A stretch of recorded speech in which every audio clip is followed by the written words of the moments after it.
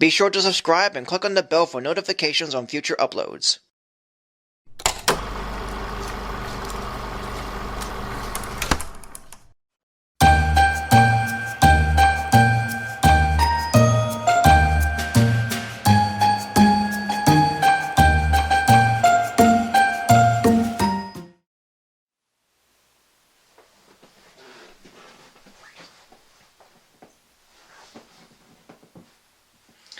Hello everyone, Someone Bard here, or you can call me Sully.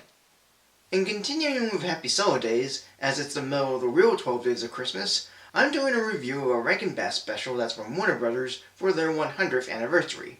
And what I got is a classic from them that's not only one of my favorite Rankin specials, but it also spawned a live-action made-for-TV remake and an animated spin-off special. Originally aired on ABC on December 10th, 1974, it's the year without a Santa Claus.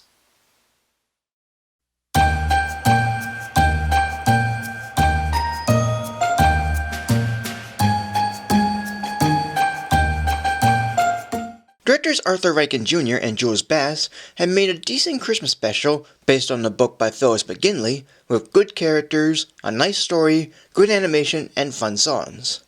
Told from the perspective of Mrs. Claus, voiced by Shirley Booth, Santa Claus starts to feel ill with a cold and aches in his body, so he orders the elves to stop working as they're staying at the North Pole for Christmas.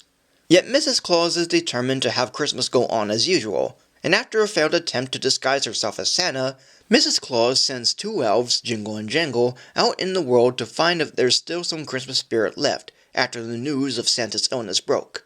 By riding on Baby Vixen and getting in the crossfire of the Miser brothers, Snow Miser and Heat Miser, Jingle and Jangle came to Southtown, USA, where they get into a few troubles, including having Vixen, who they disguise as a dog, get taken to the pound.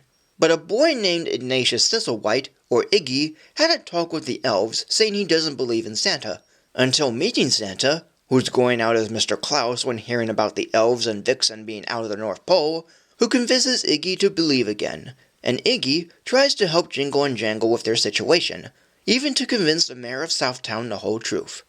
It's quite neat that this, out of the rest of the Rankin Bass Warner Bros. Library, is the most well-known like the earlier ones Universal owns like Rudolph, Frosty, and Santa Claus is Coming to Town. And in most cases, it's easy to see why. And with it having Mickey Rooney reprising his role as Santa Claus, there are other unique things in this special too. The humor is fine enough, even if I don't find everything too funny, yet I do like it when Jingle shoves Jangle's hat over his head, or when the mayor of Southtown jumps from his seat when hearing about the snow falling. Vixen as a baby reindeer is cute, and it's neat that she's part of the sleigh team, even though she's too young. But hey, if Rudolph remains a young reindeer in future installments after growing up in the original special, then who's complaining? There's a cameo of Charlie Chaplin in the background, the shaving cream on the mirror looks like an effect animation then done on set, and some of the animation and effects with the Miser brothers look swell and neat.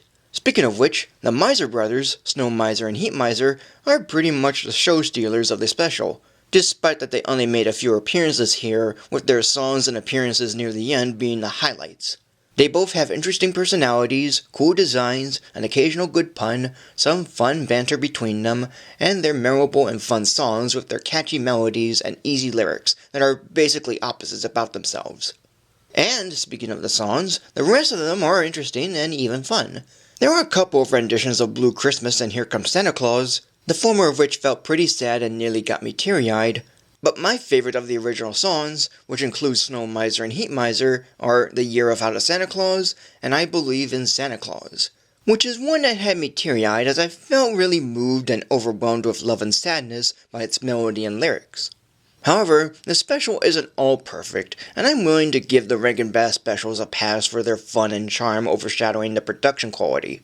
But they're hard not to notice, from strings hanging to puppets, to mouth movements not matching the dialogue, to the occasional background detail, to the animators and sets being reflected on Jingle and Jangle's bells, and to Vixen having the socks off her own ears and antlers in one shot at the pound.